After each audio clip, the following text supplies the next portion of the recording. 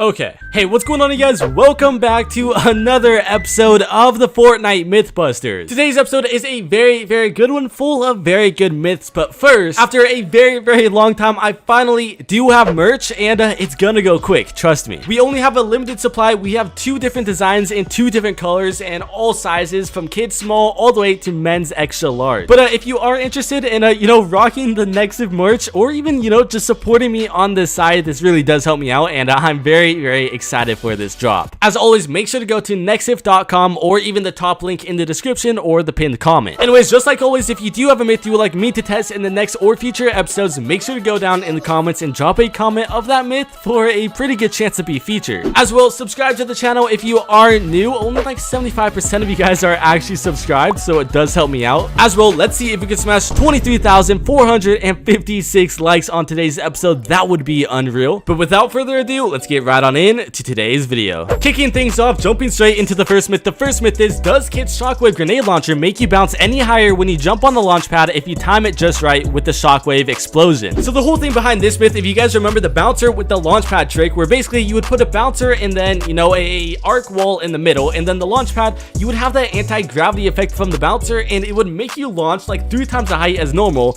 when you do hit the launch pad. A whole ton of people are wondering, since Kit's Shockwave grenade launcher gives you that same anti-gravity effect, if you time it perfectly with the launch pad bounce as well as the explosion, will you bounce like 3 times the height like you do with the bouncer? Luckily, after a few attempts, I managed to time it perfectly to the point where I bounced off the launch pad, and the Shockwave grenade explosion went off, and it actually will cancel out your gliding animation, and your player will launch through the air, basically the exact same way as if you threw a Shockwave grenade down right by your feet. Going into the next myth, and surprisingly a highly requested myth. This myth is, what happens when a group of Marauders meet up with Henchmen? Now, this is actually quite common in a regular game, to see these Marauders actually find their way over to, the Authority, the Fortilla, or even Catty Corner, and encounter with some Henchmen. In this case, I basically found, a group of Henchmen that spawned pretty close to the Authority. I then baited them all the way over to the actual Authority with a massive ramp, so, they got on the outer walls, and the Henchmen as well as the Marauders started fighting each other. In this case, it was, only one Henchman who actually noticed, and he was shooting his hunting rifle while the Marauders were shooting their SMGs as well as their snipers too. I think it's actually pretty cool though to see, the Marauders fighting with the Henchmen. They're not on the same team, so why would they be teaming up, So that's cool that they added this feature in. Going straight into the next myth. The next myth is, what happens when you harpoon a live grenade? Now, in a real game with the harpoon gun, you are able to, shoot loot, and the harpoon gun will actually pull the loot back to you. So if it's a massive pile of weapons, materials, ammo, whatever it may be, you basically can pull all of those to you with the harpoon gun or even a fishing rod. In this case with the myth, maybe if there's a live grenade bouncing on the ground, maybe you can pull it towards yourself. I don't know why you would with a harpoon gun. So when I tried this out in game, I threw a live grenade down onto the ground, and I tried to harpoon it as many times as I could. I mean, literally, the blade of the harpoon gun, I don't know what you really call that, but you guys see what I mean. That literally went directly through the grenade, but it still never pulled it towards my character as if it were to be an item. But this definitely would make for some pretty insane plays, I'm not gonna lie.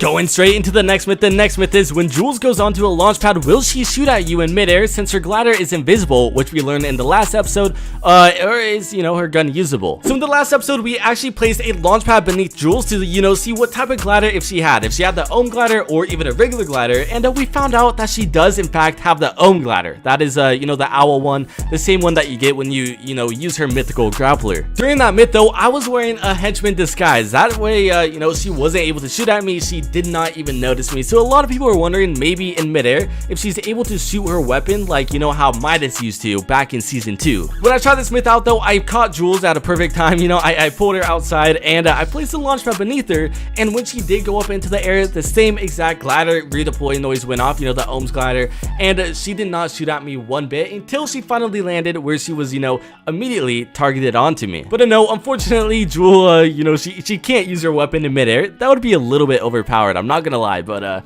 we had to try it out. Going into the next myth. The next myth is, what happens when you throw a crash pad at a shark who is jumping towards you? Will they eat it? Will it go through them? What exactly happens? Now, after trying this myth out, I was actually very shocked with that outcome, and you guys are just about to see. Not too long ago, we tried this exact same myth out, but instead of it being the crash pad, it was actually a grenade, and the grenade's outcome was, you know, it wasn't anything too special. The grenades would literally phase directly through the shark, and the shark wouldn't do anything. But with the crash pads, it was a whole different story. When the shark would launch at me and I would throw the crash pad literally directly into his mouth, the crash pad would make him act like as if he hit a wall. He would bounce back a little bit. The crash pad would then deploy on top of the water, the ground, wherever it may be, and then it'll immediately launch the shark up into the air as if you know, they hit a whirlpool or even just a regular crash pad. This is something definitely good to know in game. You know, if you're ever being swarmed by a bunch of sharks and you do have a few crash pads, it'll definitely, you know, get them to go away from you for a little while, but they'll definitely loop around and jump at you again and again and again. So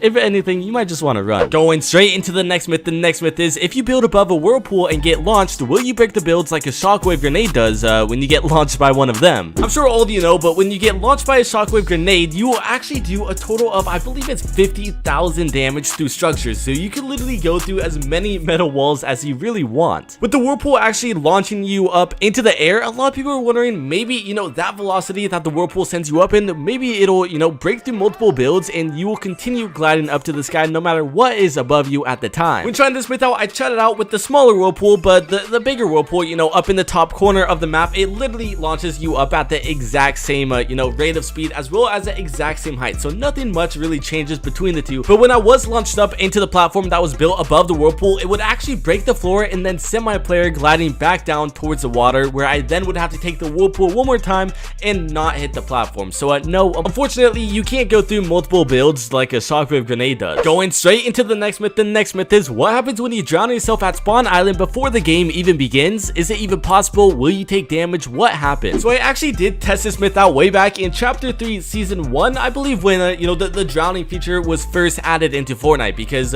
now you were able to finally, you know, swim underwater, or you know, while back in chapter 1 you couldn't swim at all. Firstly, on spawn island, I had to get some materials, which is you know, just some wood. I then found this area where I could actually, you know, get my player to be stuck underwater and you know, start to take damage. If it was a real game, he would take damage, but in this case, he was not taking any damage whatsoever because the game hadn't begun yet. From the player's mouth, there are actually bubbles coming out, and you could actually hear, you know, the damage going off as if you know, you were actually drowning in a real game. The edges of the screen also got a little bit darker than you'll notice as soon as I come back up to the surface. It's like he gets a whole breath of air and then is perfectly fine once again. Going into the next myth. The next myth is, will a sniper bullet stop or even explode a rocket from an RPG? Now, I'm sure all of you guys know an RPG is basically, you know, an object that flies through the air, and that's why you're allowed to rocket ride. You know, Fortnite, they considered it an actual object. There's been many clips as well online of people rocket riding, you know, a sniper bullet. So if the sniper bullet is also considered an object in the game, maybe when they collide, it'll explode the rocket. What exactly happens? After trying this out multiple times though, you know, the heavy sniper bullet does the most amount of damage out of any weapon in the game,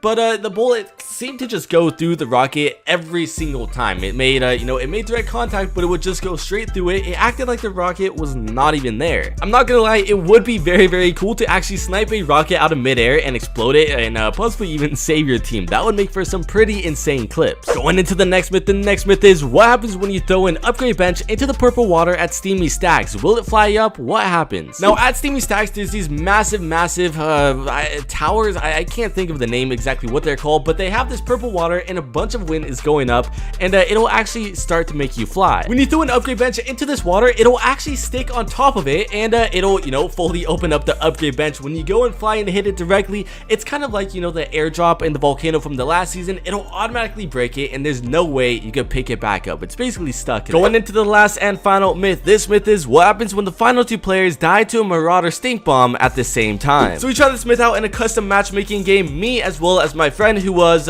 you know, in a solo game on the enemy team. So as soon as one of us dies, the game will basically end. We both pickaxed each other a total of 3 times, putting us at 40 HP, doing 60 damage to each other. We then found a group of Marauders boxed up and waited for the Marauders to, you know, throw their stink bomb at the box, but we then continued to hold all of the walls until the stink bomb, you know, basically killed us at the same time. Just like all of the other myths where, you know, we basically test to see who wins when the final 2 players are killed, it is completely ping based, but me and my friend, we literally live right next to each other, so it's kind of like a 50-50 chance. Either way, I thought it was pretty interesting, and no, there's no like hidden, you know, draw royale or tie game screen that we all want.